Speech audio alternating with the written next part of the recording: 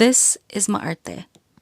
Not quite a podcast, more like voice memos you weren't supposed to hear. An auntie once asked me why I didn't speak Tagalog fluently. And by auntie, I just mean an elder Filipino woman that I don't know that was speaking to me in Tagalog and I answered back in English. Also, by the way, it's very confusing to me because I'm at the age where older Filipinos, I'm not sure whether to call them ate or kuya or auntie and uncle, because I feel like a lot of them are closer to my age now. Anyways, I'm gonna have to figure that out later. So yeah, so I remember she aggressively asked me, "How come you don't speak Tagalog fluently?" And I told her I wasn't taught. And she said, "You should tell your parents. They should have taught you." Like she was scolding me and telling me to scold my parents about it. And I remember thinking, man, that was such a strange place to stop being curious, because my parents are from your generation. And, I know a lot of Filipino kids who grew up the same way I did, the same generation of parents, same decisions. So maybe the interesting question isn't why don't you speak Tagalog?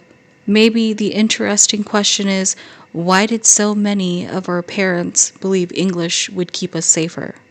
And, I understand more Tagalog than I speak. I can answer little things back, but for the most part, I prefer to answer in English, which means, most of my life kind of looked like someone speaking to me in one language and me loving them back in another.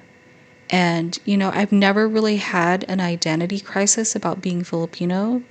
For the most part, my attitude has always fallen somewhere between acceptance and respectfully, that sounds like a you problem, not me. But, I've watched people I love carry around the same question for years. Am I Filipino enough? I had a friend thank me once for encouraging her to lean into Filipino flavors in her baking. She told me she always felt like an outsider, that Filipino spaces could feel cliquey, and she's not lying. She's like 1000% correct. She said that she never felt Filipino enough to claim those flavors publicly, and I remember thinking, what an impossible inheritance to be told you're missing pieces of something you were never given the opportunity to hold in the first place. Because I don't think our parents made those choices because they were ashamed. I think they made them because they were practical. Because they wanted opportunities to come easier for us than they had for them. Because they wanted fewer barriers, fewer people making assumptions, fewer closed doors. They wanted us to fit. They wanted us to survive. That's love. So, even if it came with losses nobody could see yet, and somehow an entire generation inherited both the absence and the guilt, we inherited the consequences of decisions that we were never in the room to make. And, somehow we got handed responsibility for them anyway. Oh, you don't speak enough Tagalog. Oh, you didn't grow up in the Philippines. Oh, you don't know enough history. Oh, you've never lived there. Oh, you answer in English. Just keep on taking off the points that quantify me as a Filipino. And eventually I found myself wondering, like, who the fuck is grading this thing? Who made the rubric? I need to see the rubric, because who made that? Like, who elected the judges? What's the percentage? What percentage Filipino is enough? Like, is there a percentage that I need to be aware of? Like, is culture something you inherit, or is it something you perform? Because I know what chicken adobo tastes like. I know what adobo tastes like. I know what a calamansi is. I know what it feels like to be fed before anyone asking me if I'm hungry. I know hospitality.